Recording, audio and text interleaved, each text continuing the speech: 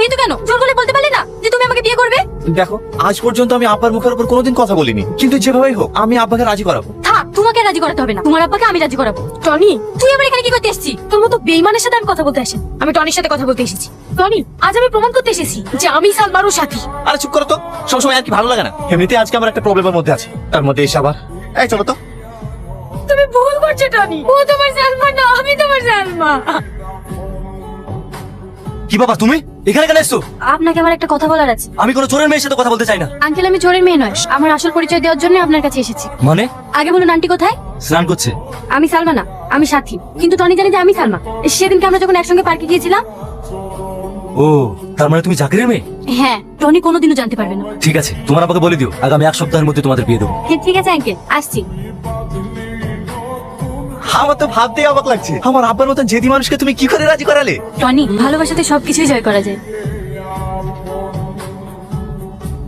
হে নে আমার বিয়ের কার্ড।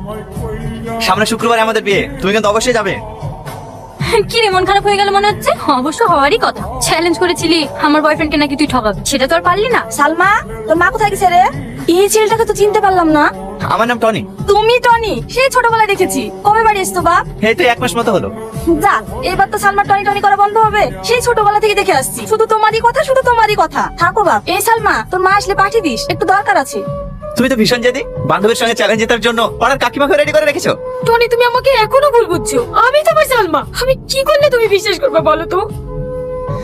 আচ্ছা আচ্ছা ঠিক আছে, আমি বিশ্বাস করেছি তুমি আমার সেই সালমা, আমার ছোটবেলার সাথী। I love you. এবার খুশি তো? জানো টনি, আমাদের স্কুলের মধ্যে সব থেকে ভালো কান্নার অভিনয় করতে পারে সাথী। সে তো দেখতেই পাচ্ছি। তুমি কিন্তু অবশ্যই যেও, আমাদেরকে আবার অন্য জায়গায় যেতে হবে। আসছি, চলো।